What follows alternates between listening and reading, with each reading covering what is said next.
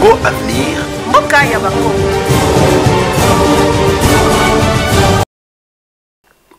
Mpotena mino nyonso balandi ya Congo Avenir topesi bino merci partout dans le monde esika boza kolanda biso.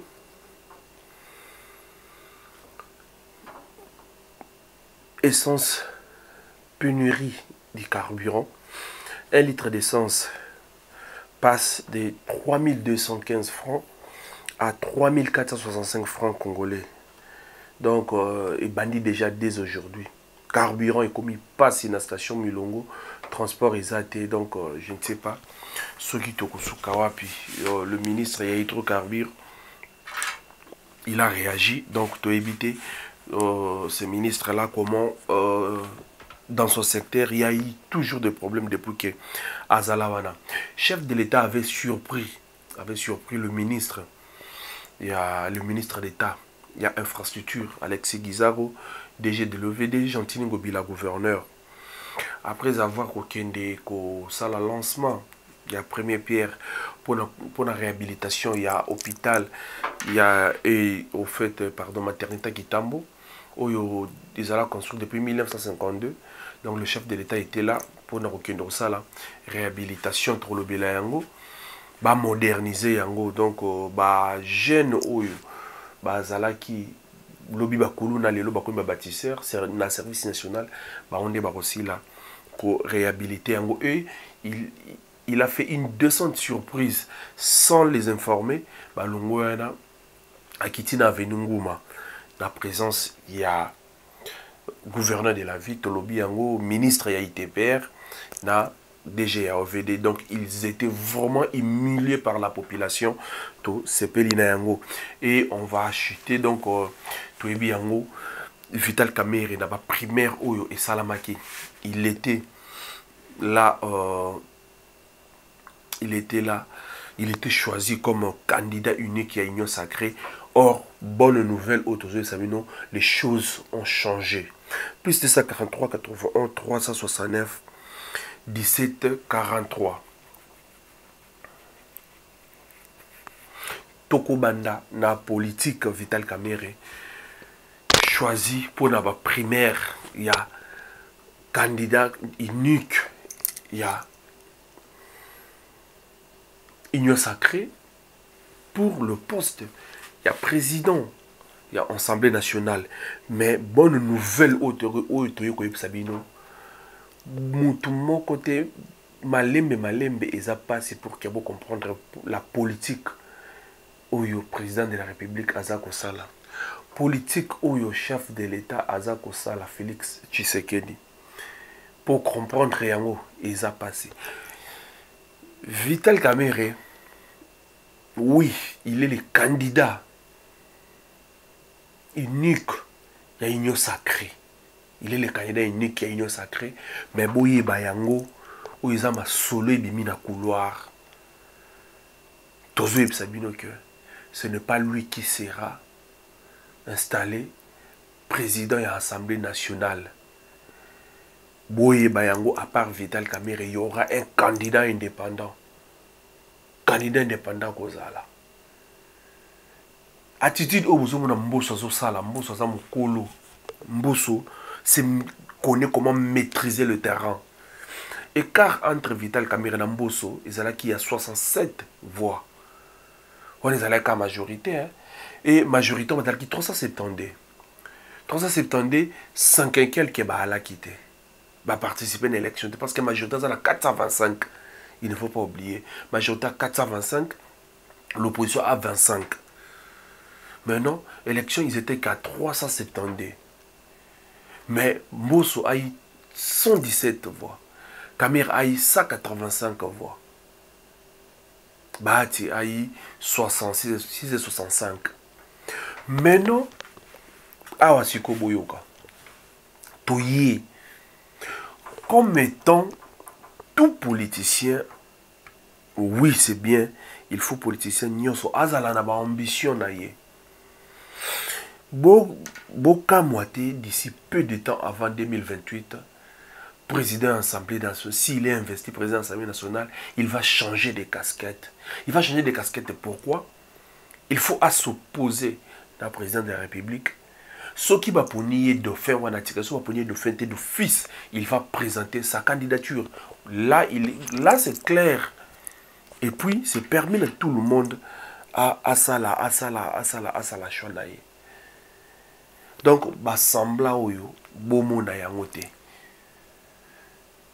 VK a bien calculé. VK ministre VPM économie a tiki a ke mang na assemblée. Avant assemblée a créé PSR Pacte pour le Congo, ce qui est rwandais dans la ce qui n'y en a bossani. Abendi Julien Paluku. Bino boyebi Julien Paluku comme toujours ndeni azali. Abendi Jean Lucien Boussa, boyebi Jean Lucien Boussa. Abendi nani lisusu, abendi nani lisusu bozela. AB50. Abendi AB50, abendi na AP ya Tony Kankushinku. Tony Kankushinku a beaucoup de députés nationaux. Tony Kankushinku a parmi mes cousins et président de la République. Mais VK a benda bango. Donc ce sont des gens oyo, ce qu'on vaccine dans de pes. Donc ce qu'on voit, yemoko UNC, na ba allié na e. Ozui azui de pes, azui Tony Kanku, azui Boussa na ki Julien Paluku na batumsu bazawana. Nde ba ekopé c'est 185 voix. Mais Mbosso n'a que donc n'a pas regroupement n'a pas 30, mais Mbosso a commis 117 voix. Et Mbosso l'a dit très bien que donc selon le foot aujourd'hui bazo boano ko bimisa yango surprise que kozala olé que candidat azala unique Mbosso a kozala comme candidat indépendant. Maintenant candidat indépendant ndé muto akoya ko sala masolo pour que a garder ba intérêt. Pour a garder ba intérêt. Qu'est-ce qui va se passer? Qu'est-ce qui va se passer lors des élections? Bahati ne s'alignera pas avec VK. Déjà, les 50 au la quitté. Tant pour majorité dans la 50, pas comme départager en gros. Bahati ceux qui sont 67 tant qui n'est pas Mbosso plus opposition au bazawana ya Moïse Katumbi. Vous verrez que Mbosso a koleka. Pourquoi? C'est la politique. Mbosso vu son âge. Mbosso a ko battre là. Confiance. A flasher qui ont bino. Azana ba bêtise na sala qui ba palissade ou ya pesa. Ndenge salaire banani ekoma. Mais en politique, il y a que des intérêts. Il y a un bon moni. Et là où VK a vu les photos sans flash parce que nanou élection et salamité nanou vote et salamité voilà les photos sans flash mais surtout tu photos sans flash n'engue zalaka tu photos sans flash n'engue zalaka pamba beto ka flash yo kangisi lokwa bakangi photo na sima oyo otala boinzo kezala ki flash a pamba et loko o VK zui bo kanga data lelo ngobila ne s'alignera pas derrière Vital Kamerhe. Ngobila ne s'alignera pas derrière Vital Kamerhe. Ngobila va s'aligner derrière Mbosso. Là-bas, il n'y a que des intérêts. Donc, Bouzomona, de part et d'autres, Nengeni ni makambo et Kosalila. Veka azalaka moi, azalaka mystique. Il est intelligent. Azapi na sagesse. Mais l'autre est beau makaye. Azalaka pressé. Est-ce que na votre na makambo tezoleka atiti na bemba bino bozomona ngote? Vous pensez que bemba za na besoin que na 2028 na bemba azala nani? Azala candidat. Mais bemba zo wela te bemba fandi kimia. Bino kanisi président de la République va tenir soana président de l'Union sacrée ba la qui au courant na eloko o salamaki na kati union sacrée mais vous créer sous plateforme mususu parce que VK donc tellement que azala qui déjà la carte na e ayebaki ko binda bango parce que ba ministre wana ba o ba to binda ki wana baza batu oyo parfois ba linga rapé cop na ebiki a moto soki azaboé biso grâce na e to koluka to zo masolo poste wana ya président ya Assemblée nationale soki VK azui yango ako bénéficier na makambo ebele oyo eza na makambo ebele UDPS akosa mate VK ako bloquer yango to bandai koloba yango. Il est intelligent, il est sage, mais azalaka na patience te. Azalaka na patience te. Parfois, et comme il a caillé, il maîtrise tout. Les lots yote, oh tout, les économistes, dollar est commis combien? Les lots t'as la carburant. Atika qui litre na combien? Les lots sont comme à la combien? Poti suko bazano ba ministre. Ti suko bazano ba ministre. Malgré ya sali choix na nini, mais ti suko bazano ba ministre. Et ça là qui a basso des moutons, lorsque VK explique ça, tcham sapi bobi, non, VK ebi marambutu, l'économie, VK ebi marambutu, mais na si mabotala, makambo oyo ekomaki. Na ebsibino oyo eza masola couloir. Donc il y aura un candidat indépendant, Mbosso à Rozonga, et en ce moment-là, Mbosso va battre Vital Kamerhe. Parce que en 2028, IDPS sera Salima Seki à coller là. À coller là. Président de la République, il y a un qui est. Bah, image, bon, mon qui est en haut. Mais, bozo mona. Ceux qui te causent là, dans le même langage, dans la régie, bolu qui langai vidéo, il y a Tochumani. Tochumani, a un qui est. Azoï Mabanzimbo, VK, Boui, Tochumani, image à Tochumani. Tozaba Congolais, l'aigle de Oualougou, le docteur Vital Kamerhe, ouais, le pacificateur, malade en prison, Nalingiye Kakabongo, hey, Naroservi et Tinasuka. Tochumani Kisombe concerne ma démission du parti. Monsieur le Président national, je viens par la présente déposer ma démission de l'UNC non sans regret, car l'usage et l'installation des pratiques politiquement et moralement condamnables de mettre les différents acteurs politiques et collaborateurs de son parti en conflit interminable dans le but machiavélique de consolider son leadership dans le temps s'est avéré destructrice et autodestructrice.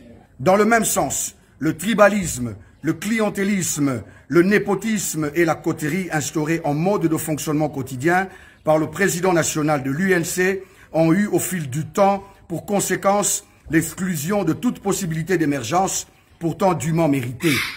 Il importe également de relever que le positionnement avant tout de la famille biologique et tribale du président national du parti, de son épouse, de ses enfants, de ses sœurs, frères, belles-sœurs, beaux-frères, gendres et j'en passe, dans les promotions, nominations et autres avantages à caractère lucratif du parti au détriment total des vaillants combattants du parti, faisant ainsi dépérir tous les droits de ces Congolais, jeunes et vieux, sans voix, en quête de réalisation de lendemains collectifs et individuels meilleurs au sein de son parti, l'UNC, visiblement créé au regard de ce qui précède dans le but d'escroquer.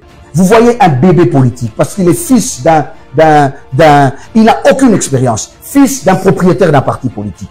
Être parachuté président d'un regroupement politique. Tochumani Kisombe, Ayembi, Boyoki, a démissionné, a lobby ou a courir Koloba, que non, Vital Kamerhe c'est un tribaliste.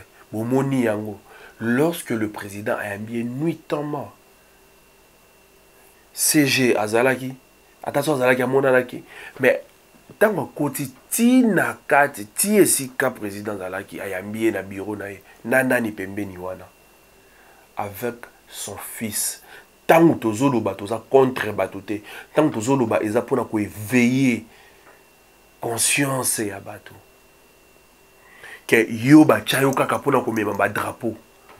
Est-ce que yo pe ekoko koma na niveau te ona na sima pour lobby te ekozala bon yaza suna makasi te ni azali ni na combien compatible moi na sali nini azu parti politique azu parti wana te et ceux qui bozana tembe botala ba président ba parti politique belé ce sont des égoïstes. Pourquoi? Parce que ba élection ba sali saka congrès te o ba élection o muta remplacer bango. Donc vous pensez que neti ba président nyonso na ba parti politique les lo so azate a linga mutum suso azala na jamais ba linga toujours proche na ye. Donc le commis système bana bana na ende basani bazala wana et ezaye moko te muta osala makambo. Ce sont ba comportement ya ba politicien na biso nyonso.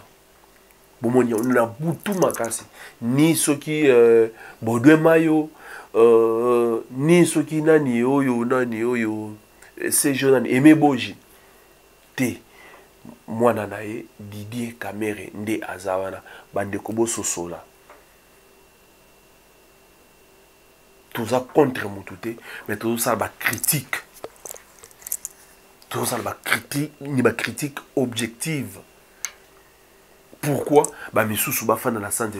Pourquoi ba misusu baza na saka yosa koyemba ba drapeau? Pourquoi ba misusu baza na gloire na esika ya kembo?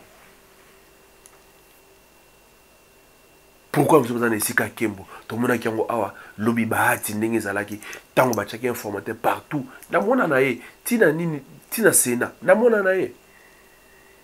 Donc c'est la même chose au Tozakolo. Et ça passe. Mais si les gens pensent que na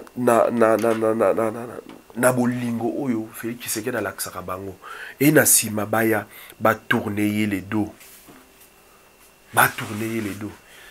Ils vont s'en prendre qu'à eux-mêmes. Ils ne vont pas comprendre comment est-ce que Félix Tshisekedi va comprendre Félix Tshisekedi ndeni azali bosomo ba ozana sima. Il y aura un candidat indépendant. Mbosso Kodia, il ne va pas lâcher l'affaire. Selon ma solo, couloir, kaka, ndenge, confirmer, biso. Le chef de l'État, Félix Antoine Tshisekedi Tshilombo, à l'instant qui pose la première pierre dans l'hôpital, il y a Kitambo, donc dans la branche de la maternité à Kitambo. Au Tolobaki, ils ont construit depuis 1952. Et Tao et Koma, donc l'État moko délabré, le président de la République a posé première pierre pour ne pas réhabiliter Yango. Ils ont acte Oyo, ils ont qui vraiment très louable. Nasima Kobi Mawana. Et l'autre obisoto sengaki yango yo. Merci na chef de l'État. Ndenge oyo karabiso, ndenge otalakaba. Il est mal ba conseil na biso, ba critique na biso otoyaka na yango. Ba voix de sortie na biso otoyaka na yango. Ba bimika ka boye. Ah, boya to betaka tour. Hôpital ki tamu maternité za musika te. Azuka balabala tout droite. Bangal mbala moko pour Vélodrome Bangala. Do Bangala. A bien presque ça vous arrêt quoi do aller. Entre mon fleuri na ngumae yamba biso kune sika président de la République azongi non ti kota magasin juste na croisement magasin wana ake komona le président de la République était humilié bande konanga il faut to lo bara yango ba dirigeants oyo sont animés de mauvais cœurs. Ils ont humilié le président de la République et ba surprise à boye nde okobanda ko comprendre makambo président a chilito et pas batunios balingi babanda kokosa donc ba stoppa musala. Je vous dis nzela wana niveau embouteillage comment ce que vous avez venu nguma embouteillage. Donc tu peux faire 4 mots au président de l'Assemblée nationale. Yango Alekaka. Gouverneur, il y a Villa Kinshasa, Jansini Ngobila. Yango Alekaka. Mais le fait que Bango Bazana ba girophare, Bango ba tamboulara na ba bande nini. Donc toi Bango ba ya ba garde ba kiti ba pandine là, mawaya population ezate. Et comme les chefs de l'État na matoi a kanaki Bango comme Bango balinga ki ba humilier Bango de Bazala qui humilié sur le champ Gentini Ngobila humilié ministre ITP na ba Moussa a été humilié déjà au VDI. Donc lui il est là qui pour donc couper sa carrière raison très humilié. À part Nzela wana zone Nzela mai ezana sima mukongwanda kwa chef de l'État, il y a président de la République. Mais ces gens ici je sens toyebité ba voyage aka batoyo est-ce que ezaki motema mabe ezalaka nini bande ko na ngai to mituna ba voyage aka ba monaka nani akondima na sima ti liboso ya ndaku ya chef de l'État et qui ne kozala donc la route et qui ne kozala na état et ba délabré, il y a délabrement ndenge wana avenir du tourisme mawa okokokate. Ce qui, à part avenir du tourisme, route de Matadi, Liboso, ya Kachachouana, t'as la qualité ya goudron au bacha, ce que la vitesse, moutoukafo, donc, et ça la raison indéngenini. Je me demande, est-ce que vraiment, na mboka oyo, et ça na bateau, ba koncho balingaka mboka oyo. Le chef de l'État a surprendre bango, abandi makolo, banda magasin veninguma, ti likolo ti kota côté à Palais des Marbres. Avec le président de la République, Fatih Béton, sur Ngouma, Fatih Béton, en direct de Béton.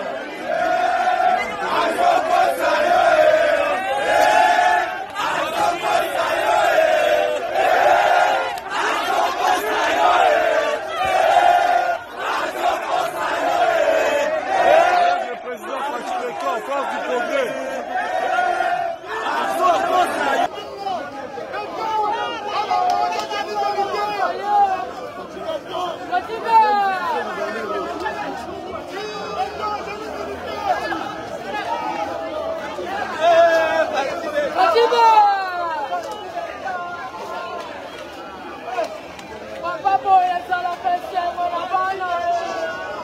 Avec la population toujours, mesdames, on est à pied.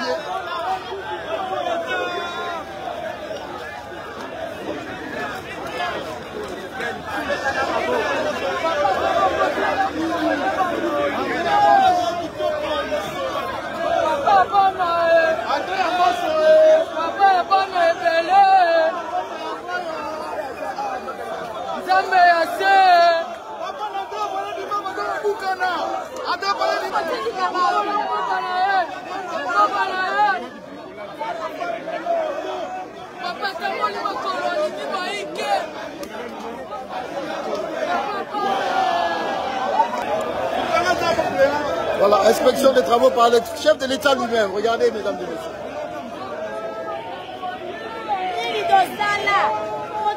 Ah, regardez, regardez.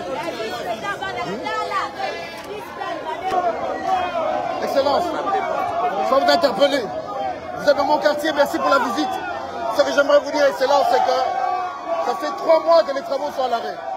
2 mois, on est sans eau. Cette compagnie ne fait pas le bon travail. Ils sont venus, ils ont mis du béton partout. On a posé des questions, il y a des tuyauteries, il y a l'électricité. Si aujourd'hui il n'y a pas d'électricité, on fait comment? Les maisons peuvent brûler ici parce que personne n'a le matériel outillé pour creuser et retrouver la panne. Excellence, ils vous racontent des histoires. Devant chez moi, j'ai refusé qu'ils travaillent. Devant chez moi, et j'ai les preuves. J'ai dû payer moi-même la réflexion pour me reconnaître à l'eau. J'ai un building de 11 appartements. Votre travail, vous faites de votre... Laissez-moi terminer. Je suis devant le chef de l'État, vous allez vous adresser après. Pour une fois. Arrêtez de faire ce que vous êtes en train de faire. Vous faites des travaux sans consulter ni la SNEL, ni la régie des eaux. Vous n'avez aucun plan. Je le sais, j'ai fait ce travail avant vous. C'est anormal. Vous faites un travail à la visu. Il y a plein d'endroits où vous avez posé du béton alors qu'il ne fallait pas. Reboisez. Mettez des arbres. On a besoin de ça. Hein, on a besoin de ça. Mettez des arbres. Mettez des arbres. L'environnement est important. Et voilà, le chef était très fâché. Le chef était très fâché. Balingi babanda koko saye. Bomoni ba geste donc azalaki très fâché. Population a répliqué et président Keba bazoko sayo. Donc tu verras des pères de famille avec des diplômes, mais namunoko na bango lokuta oyo wapi. Lokuta oyo wapi. Et nyoso wana, c'est le chef Nabibara Mabe. Nyoso wana nezongela kaye. Moi mobala batatambola ki wa durant campagne pendant campagne électorale. Kotambola awa. Kosenga botala boy. Mais bato wa bomaka bango ministre ité perte ebité musane zalaka nini. Il n'y a pas de route. Il n'y a pas de route, il n'y a pas de route. Parce que là où il faut gouvernement central à ça. Et puis ça là où il faut gouvernement provincial, donc gouverneur de la ville, il faut à ça là. Et Gentini Ngobila akenda kusala banzela, 3 nzela ou akenda kusala kuna na funa. ozwi kikwiti ozwi elengesa akenda kosala banzela wana kuna c'est parce qu'il savait que akopostule na funa yango wana epa bapoliticien eza na eloko moko te oyo politicien asalaka kaka ndenge wana nayebisaka bino bapoliticien bakalkulaka nyonso et ils étaient très humiliés les chefs étaient très en colère atamboli oyoki population ndenge ya lobi eza kopesa pasi et bato aboye bango wana baza kobunda bazokende bisiko bakendaka wana bakende koningisa babiloko na bango ya molili pour que baavegle chef de l'état pour que baavegle premier ministre pour bakombo na bango ezonga na liste bapona bango bazonga baministre oyo eza kindoki te sikata toloba ndenge wana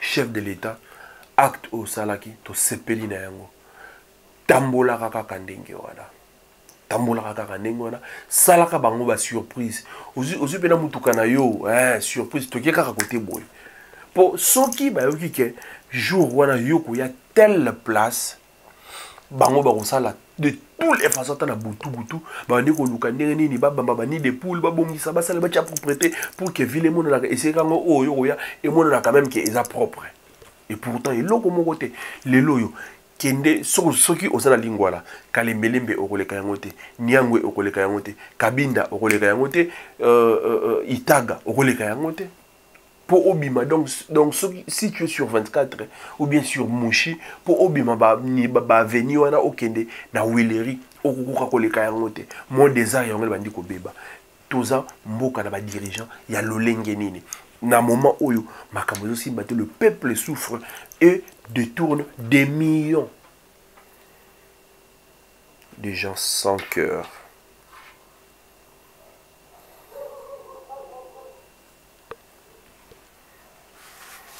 Tango, et ça la rabino nini, tango bomonaka, niveau ya peuple, azo souffrir, azo refandi la bino na ba porte, abandaku, mbula mo izo bango wana, bobimaka ba 16h, bobeti bango kara, ou soit aux 100 $ au pays, bango 20 $ au pays, bango ndenge mona bino bozo sepela à la gloire, bino bozo à la gloire, bango bayaka ko fande la bino ndenge wana. Président de la République salara bango kaka bongo.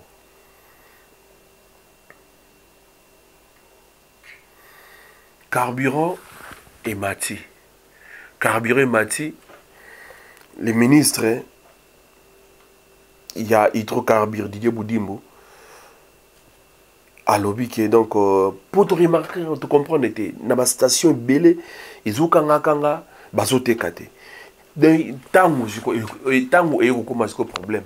Eux, tu habites, et pas ministre, Oyo Boudimbo, pour eux, ça la garde, allez, alors lié à Zélarana, nous problème comment et puis Nassima qui a non, tu trouver solution. Autre solution, tu trouves raté et pas naïe donc ils ont moyen ou bah matisaka, bah majoraka prix à carburant.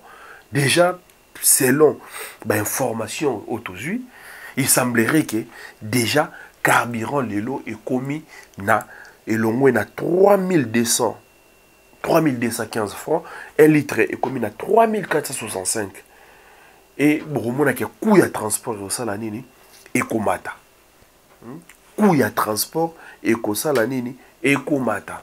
Pour déjà ndenge za la kawana ba motocycliste ba tchaka prix na ndenge na bango. Lelo yo ba conducteur ya ba taxi ou ba taxi bis ba koma na ba système ngolo ba o transport comme 300 francs. Soit 300 francs ba c'est 3000 francs. Soit 200 francs ba c'est 2000 francs. Soit 250 ba c'est 2500 et gouverneur azawana ba autorité provinciale bazana gouvernement central bazana mutu moko te akokipe parce que bino bobi bango ndenge bazalaka bozo il est chef de l'état te boza ko il est chef de l'état te boza ko il est chef de l'état te sep azana problème azala qui endetté azala qui na banyongo et pesier sikoyo problème moyen aya ko approvisionner ba station ezate bango pe bango na système bakoza na bango na stock créer quelque chose pour que baluka babakisa pour prix à carburant sanini et mata tozo kende wapi. Donc bande konangai partout dans le monde sika ozolanda biso